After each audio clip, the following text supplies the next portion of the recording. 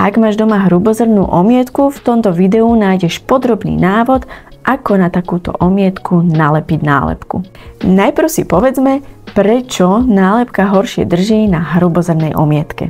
Či už je to vinilová alebo textilná nálepka na hrubozrnnej omietke, môže mať problém s prilnavosťou. Je to spôsobené tým, že vďaka hrubšiemu piesku v omietke sa pod nálepkou drží viac vzduchu, pretože nálepka nedokáže tieto nerovnosti okopírovať. Ako minimalizovať množstvo vzduchu pod nálepkou? Na rovných povrchoch nálepku lepíme tak, že vytlačíme spod nej čo najviac vzduchu.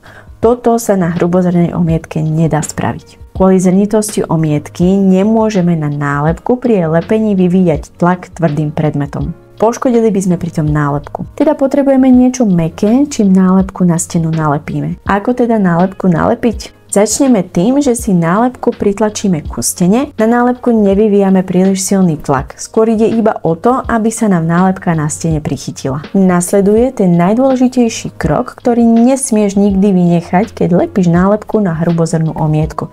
A to je pritláčanie nálepky. Keď už máme nálepku prichytenú na stene, začneme ju pritláčať, pozor, iba pritláčať dlaňami o stenu. Už povrch nešúchame. Nakoniec krajom venujeme zvýšenú pozornosť, pretože práve tam môže nálepka na hrubozrnnej omietke odstávať. Ak nálepku nalepíš a od krajov ti začne odstávať, nie je to hneď chyba.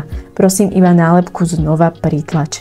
Je to proste logické, že keď tam máš tie nerovnosti na tej omietke, tak tá nálepka neokopíruje úplne tie kopčeky, čiže niekde sa stane, že odstáva.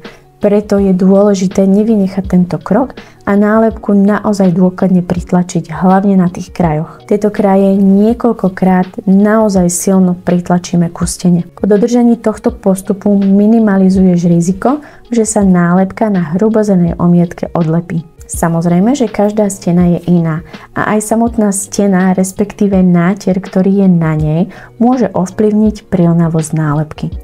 Nálepku neodporúčame lepiť na steny s umývateľnými farbami.